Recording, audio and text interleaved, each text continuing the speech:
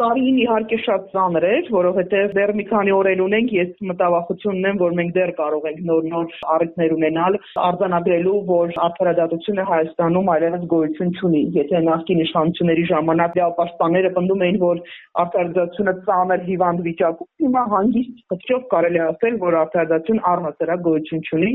արդարադատության համակարգ առհասարակ գոյություն չունի,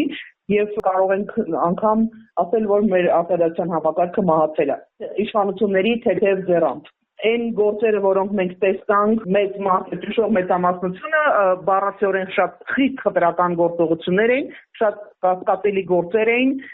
Որ գործերը մասնավորապես նկատի ունեք։ Մասնավորապես ընդդիմության նկատմամբ տեղի ունեցող գործողությունները կարելի է հանգիստ խղճով, օրինակ Միքայել Սրբազանի հետ կապված գործը, Սամվել Կարապետյանի հետ կապված գործը, էլի բազմաթիվ գործեր, անվանական հիմա կդժվարանամ, վախենում եմ ինչ-որ մեկին բաց թողելուց, բայց անգամ եթե միայն այս երկու գործը լինեին, արդենից կարելի էր խոսել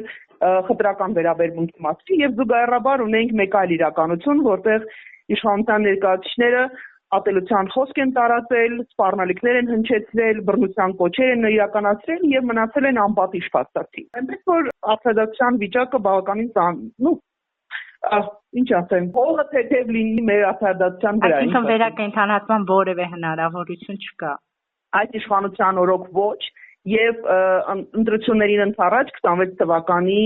կսած առաջին օրից ես կարծում եմ մենք տեսնելու ենք շատ ավելի ծանր դեպքեր, շատ ավելի լուրջ խնդիրների ենք բախվելու, հատկապես որ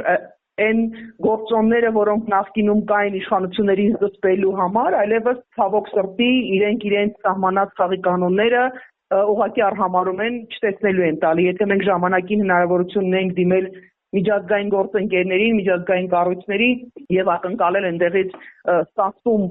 իշխանությունների կամ միջամտություն ինչ-որ իմաստով, հիմա այդ բոլոր գործիքները կարծես թե չտեսնելու են տալի Նիկոլ Փաշինյանի գործողությունները, մյուս կողմից էլ որոշել են, որ կարելի է անգամ ինչ-որ գործողություն իրականացնելու համար ֆինանսավորում եւ աջակցություն ցուցաբերել, բայց սա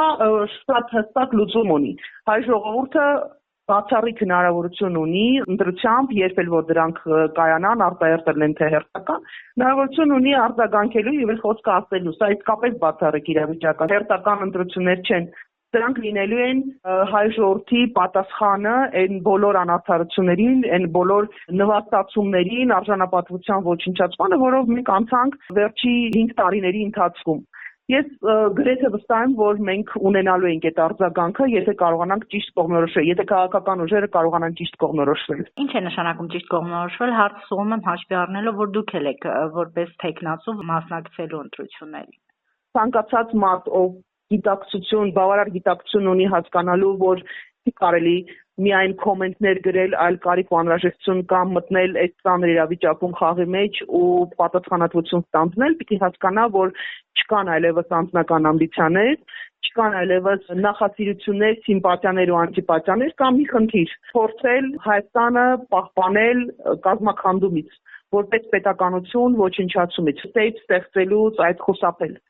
Սա շատ հստակ դրված խնդիր է եւ բոլոր այն ուժերը, որոնք որ անձնական ամբիցիաները շատ ավելի բարձր են դասում կամ իրենց գնահատականը շատ ավելի բարձր է, ուղղակի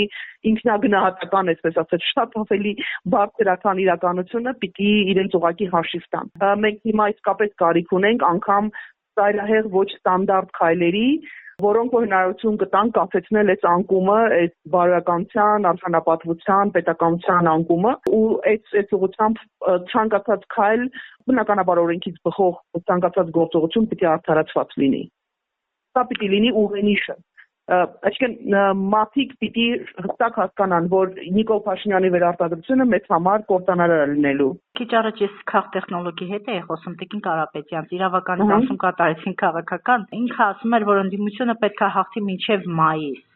Եթե ինք սպասի հունիսին կայանալիք խորհրդանական ընտրություններին, արդեն պարտված կլինի։ Այսինքն ինչ քայլեր, որ նախատեսվել են, պետքա իրականացվեն մինչև մայիս։ Նժար քաղաքական ուժը, որի թեկնածուն եք դուք, այդ ուղղությամբ որևէ բան անում է, թե չի անում։ Հա, մենք ամեն օրվա ռեժիմով հանդիպումների մեջ ենք, շատ մեծ քանակով անհատների, նախաձեռնությունների, խմբերի, կուսակցությունների Ավելին ասեմ, խմբեր, թիմեր, մարդիկ, ովքեր որ գուցե այլ պարագայում դժվարություն կլներ մի սեղանի շուրջ նստել ու հարցեր քննարկել, այսօր շատ adekvat վարքագիծ են դրսևորում։ Կան զուտ տեխնիկական հարցեր ու խնդիրներ լավագույն լուծումը գտնելու համար եւ բնականաբար մենք էլ ենք պատրաստ բոլոր քայլերի գնալ իրավիճակը շտկելու համար։ Շատ կարեւոր է։ Մեր հասարակությունն էլ շատ հստակ պատկերացնի, որ խնդիրը լուծում ունի եւ այդ լուծումը հենց մեր հասարակության, մեր ժողովրդի յուրաքանչյուր անհատի ուսերին ադրված։ Յուրաքանչյուր անհատ պիտի զգա իր պատասխանատվությունը, որքան էլ որ դժվար լինի, ավելի է վիճակը դժվարանալու, մեզանից յուրաքանչյուրը պիտի հասկանա, որ լուծում կա եւ այդ լուծումը մեզանից յուրաքանչյուրից է կախված ու մենք պիտի գտնենք այդ process-ի լավագույն տարբերակը եւ շատ կարեւոր է հասկանալ, որ շատ հստակ պատկերացում ունենա հասարակությունը ընտրելուց, բացի նրանից, որ ինքը հնարավորություն ունի մերժելու նրանց, ում արդեն մերժել է բազմակի անգամ եւ պատրաստ է մերժել,